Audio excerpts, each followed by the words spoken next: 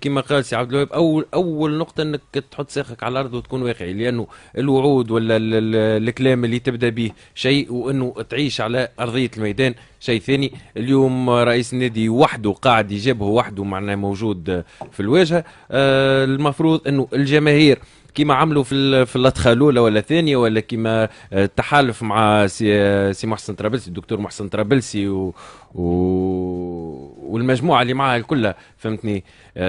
وطريقه دعمهم للنادي الافريقي. كانت فما مجموعه ثانيه زاده من الاطباء اللي كانوا اجتمعوا في النزل، وكانوا معناها حطوا، والمحامين اللي حطوا الدعم تاعهم. بالتالي تعرف اللي وقت اللي توصل، خلينا نحكوا بلغتنا شويه، فهمتني حمزه، وقت اللي تحك الركب تلقى رجال اللي تقف، وتلقى الجمهور. لكن الجمهور هذا حطوا شاركوا، ما تخليهش من برا وتوعدوا بشيء ومن بعد يلقى. انت هانم عملوا شاركوا في اللقاءات،